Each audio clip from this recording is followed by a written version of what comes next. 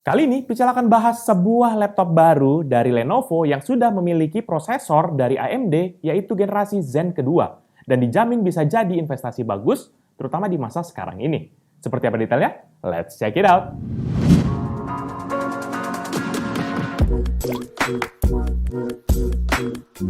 Halo guys, balik lagi bersama Pichel, dan kali ini nih, kita akan bahas sebuah laptop mid-class dengan harga terjangkau dan juga performa dari prosesor dengan infrastruktur Zen 2 dari AMD, yaitu Lenovo IdeaPad Slim 3. Spesifikasi laptop ini adalah sebagai berikut. Yang pertama, untuk prosesornya sendiri adalah AMD Ryzen 5 4500U, RAM 8GB DDR4, storage NVMe 512GB, AMD Radeon Vega Graphic, layar IPS 14 inci dengan resolusi Full HD dan juga refresh rate 60Hz. Di atas kertas, spesifikasi ini tuh sudah cukup mumpuni dan juga komponen-komponen yang disematkan pada laptop ini tuh tergolong up to date dan pasti akan sangat sesuai dengan aplikasi-aplikasi zaman sekarang yang amat sangat haus resource mesinnya. Tapi kita akan buktikan melalui pengetesan nanti apakah performa di atas kertas ini akan bisa terlihat secara real life. Jujur aja nih teman-teman, kalau dari segi warna, model laptop yang Pichel terima ini tuh terlihat biasa aja. Layaknya seperti tipikal laptop budget dari Lenovo dengan kombinasi warna silver dan juga abu-abu. Tapi sebenarnya laptop ini ada 4 varian warna, yaitu yang pertama Abyss Blue, Business Black, Cherry Red, dan juga Platinum Grey, yaitu unit yang Pichel tampilkan saat ini. Jadi teman-teman bisa memiliki laptop ini dengan warna favorit teman-teman sekalian ya. Untuk sisi bawahnya, di warna Platinum Grey ini tuh cukup senada dengan cover atasnya. Warna abu-abunya ini datar dengan matte finish. Dan juga untuk urusan logo Lenovo terdapat di panel bagian depan sisi kiri atas yang tercetak vertikal berwarna hitam, dengan latar belakang berwarna tembaga atau perunggu yang terlihat kontras dengan warna keseluruhan covernya. Secara bentuk, laptop ini kalau dari samping tuh dalam keadaan tertutup ya terlihat cukup futuristik. Material penyusun bodi laptopnya ini juga terbuat dari bahan plastik PC ABS, yaitu sebuah material termoplastik yang sudah dimodifikasi, sehingga dia akan lebih kuat dan juga tahan panas seperti bahan plastik PC, tapi juga fleksibel seperti bahan ABS. Walaupun begitu, flex tetap masih terasa terutama di daerah keyboard dan juga panel layar. Secara total, dimensi dari laptop ini adalah 32,7 x 24,1 cm dengan ketebalan 1,9 cm dan juga dengan berat sekitar 1,5 kg. Fokus ke I/O port, pada sisi kanannya itu hanya ada satu port combo jack 3,5 mm, terus kemudian ada satu tombol One Touch Recovery ala Lenovo, dan satu slot 4-in-1 media card reader, yaitu MMC, SD, SDHC, dan juga SDXC. Di sisi kiri terdapat satu port charger beserta LED indikatornya, satu port full HDMI, satu port USB tipe A 2.0, dua port USB tipe A 3.1 Gen 1, dan juga LED indikator untuk power.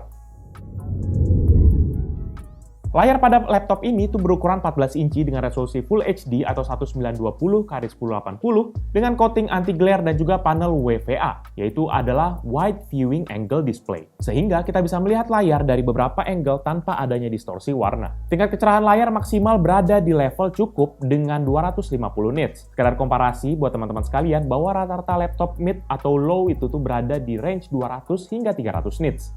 Layar laptop ini tuh ditopang dengan dua engsel yang dikombinasikan dalam satu enclosure di bagian tengah, dan engselnya ini mendukung tingkat kemiringan hingga 180 derajat alias flat ataupun rata. Bezel pada laptop ini nggak bisa dibilang tipis, karena untuk model laptop kekinian biasanya kan agak jauh tipis banget ya, tapi kalau ini biasa aja sebenarnya. Untuk bezel kanan dan kirinya tuh sebesar 0,7 cm, bezel atas 1,7 cm, dan juga bezel bawahnya 4 cm.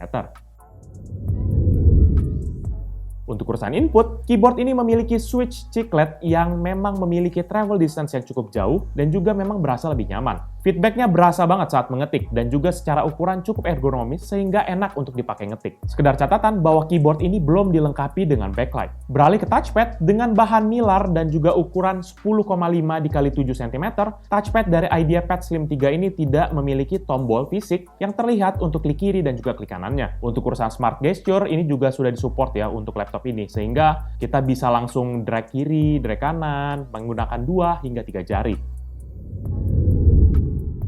Untuk urusan performa, di sini yang cukup menarik. Laptop ini seperti yang Pichel udah bilang tadi, bahwa dia sudah dipersenjatai dengan prosesor dari AMD, yaitu AMD Ryzen 5 4500U. Prosesor ini merupakan generasi Zen 2 yang memiliki arsitektur 7 nanometer dan juga TDP 15 watt. Sehingga selain hemat daya, namun juga memiliki performa yang secara teori lebih tinggi dibandingkan dengan prosesor-prosesor dengan arsitektur yang di bawahnya. Secara inti, terdapat 6 inti fisik dan juga tanpa inti virtual. Dan kemudian untuk frekuensinya sendiri, frekuensi dasar berada di 2,3 GHz yang bisa diturbo maksimum hingga 4 GHz. Untuk tes performanya, kita coba jalankan serangkaian benchmark. Yang pertama yaitu Cinebench R20 dan Lenovo IdeaPad Slim 3 ini berhasil mendapatkan skor sebesar 1872. Berikut ini merupakan perbandingan dengan laptop dan PC yang Pichel pernah review.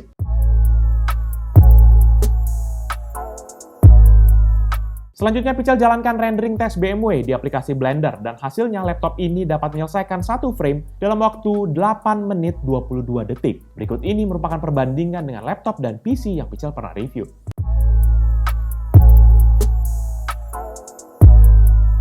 Kemudian Pichel coba jalankan PC Mark 10 untuk melihat overall performa dari laptop ini. Dan hasilnya adalah 8.293 untuk esensial, 7.630 untuk productivity, dan 4.401 untuk digital content creation. Secara rata, laptop ini mendapatkan skor sebesar 4.682. Berikut ini merupakan perbandingan dengan laptop dan PC yang Pichel pernah review.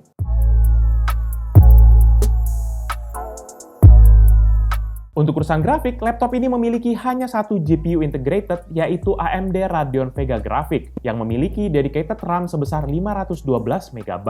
Untuk tes GPU-nya, kita coba jalankan 3D Mark Time Spy, dan hasilnya untuk CPU mendapatkan skor sebesar 3.475, dan GPU-nya 765, sehingga secara rata mendapatkan skor 866. Berikut ini merupakan perbandingan dengan laptop dan PC yang Pichel pernah review.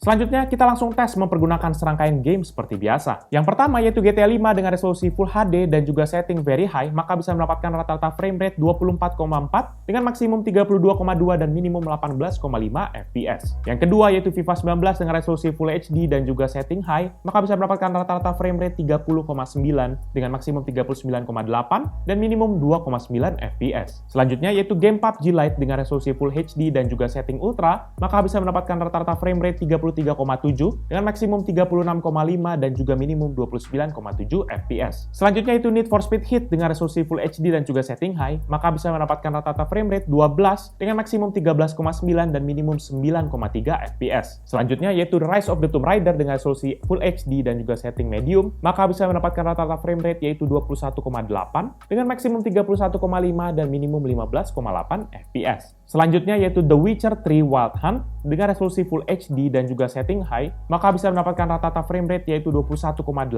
dengan maksimum 30,6 dan minimum 15,0 FPS. Selanjutnya yaitu Pro Evolution Soccer 2019 dengan resolusi Full HD dan juga setting high, rata-rata frame rate yang didapat adalah 27,5 dengan maksimum 30,8 dan minimum 14,4 FPS. Game terakhir yaitu The Sims 4 dengan resolusi Full HD dan juga setting ultra, rata-rata frame rate yang bisa didapat adalah 31,4 dengan maksimum 46,6 dan minimum 18,6 FPS. Untuk final test, Pichel jalankan Adobe Premiere menggunakan Pichel Premiere Benchmark, dan hasilnya PC ini berhasil merender project 15 klip 4K 30 FPS dan berhasil diekspor dengan format H264 dan preset high quality 4K dalam waktu 22 menit 17 detik. Berikut ini merupakan perbandingan dengan laptop dan PC yang Pichel pernah review.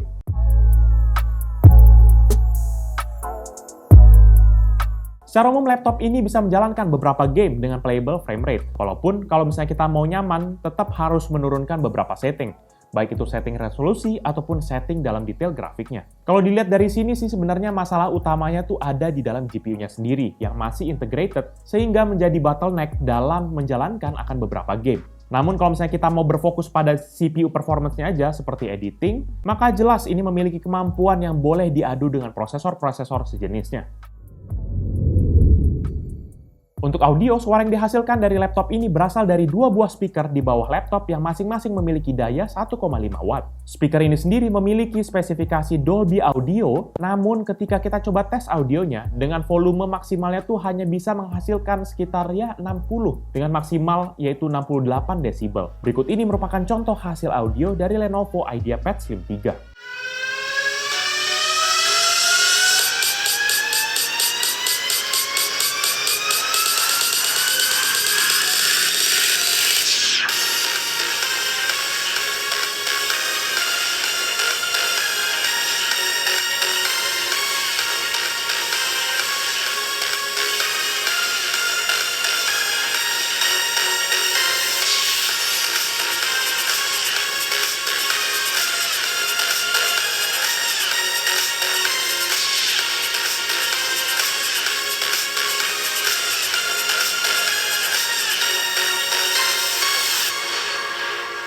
Untuk webcam, laptop ini kemampuannya tergolong kurang. Hanya membentok di 0,3 megapiksel untuk video, jadi seperti hanya sekedar pelengkap aja sebenarnya webcam ini. Sepertinya memang fitur ini bukan menjadi keunggulan laptop Lenovo IdeaPad Slim 3. Walaupun begitu, ada yang namanya privacy cover yang berguna buat kita yang concern soal privacy. Berikut ini merupakan contoh hasil video dari webcam Lenovo IdeaPad Slim 3. Berikut ini merupakan hasil video dari webcam Lenovo IdeaPad Slim 3. Ini tuh maksimumnya hanya bisa 480p atau resolusi videonya tuh 640 x 480. Jadi gambarnya agak sedikit ketinggalan zaman sih sebenarnya.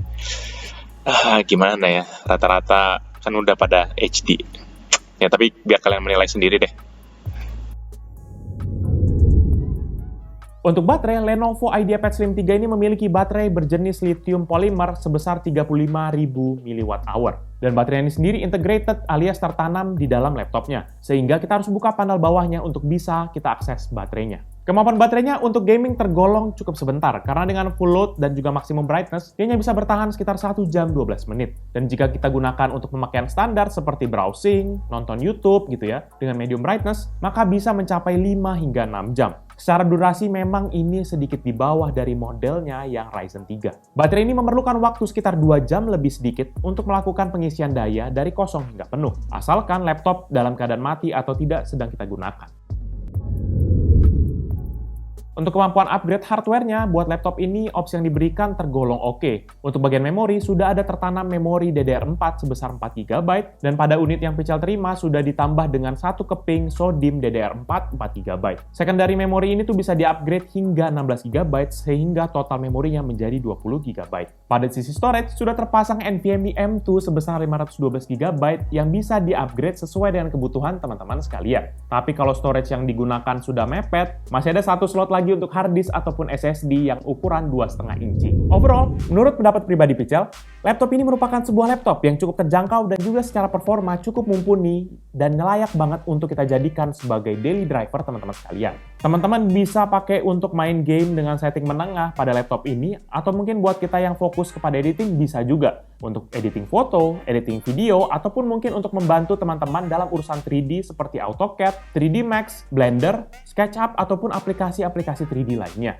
Memang ada beberapa fitur yang tidak disematkan di sini, yaitu seperti tidak adanya sensor sidik jari, kemudian tidak adanya backlight keyboard, dan juga kualitas webcam ala kadarnya yang cukup menyedihkan, yang menjadikan nilai minus untuk laptop ini. Namun ini pasti untuk mengejar harga yang terjangkau buat kita sebagai konsumennya. Buat kita yang mau pakai kerja kantoran ataupun sekolahan, spek bawaannya ini sih masih oke. Tetapi kalau misalnya kita mau ajak kerja keras seperti untuk editing, baiknya kita langsung upgrade RAM-nya supaya makin lancar jaya kinerja laptopnya. Dan juga upgrade storage-nya agar ruang penyimpanannya menjadi lebih lega. Laptop ini dibanderol dengan harga mulai dari 8 jutaan untuk model yang Ryzen 5, dan ada juga model Ryzen 3 dengan harga mulai dari 7 jutaan. Dan dengan spek yang didapatkan sih ini bisa bertahan untuk beberapa tahun ke depan harusnya.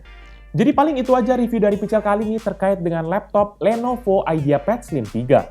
Buat kalian berminat dengan produk ini atau mau cek produknya, kalian bisa cek di description yang Pichel akan cantumkan di bawah ini. Dan buat kalian yang sudah menonton dan juga suka akan video ini, pastikan kalian hit like dan juga kalian share kepada teman-teman kalian. Tapi kalau kalian nggak suka, kalian bisa langsung dislike aja video ini. Kalian juga bisa pertimbangkan untuk subscribe kepada channel Pichel agar bisa mendapatkan informasi mengenai video-video dari Pichel berikutnya. Dan juga kalian bisa kunjungi sosial media kita, yaitu Facebook, Instagram, dan juga Twitter ya. Jadi itu dia video dari Pichel kali ini. Thank you guys for watching.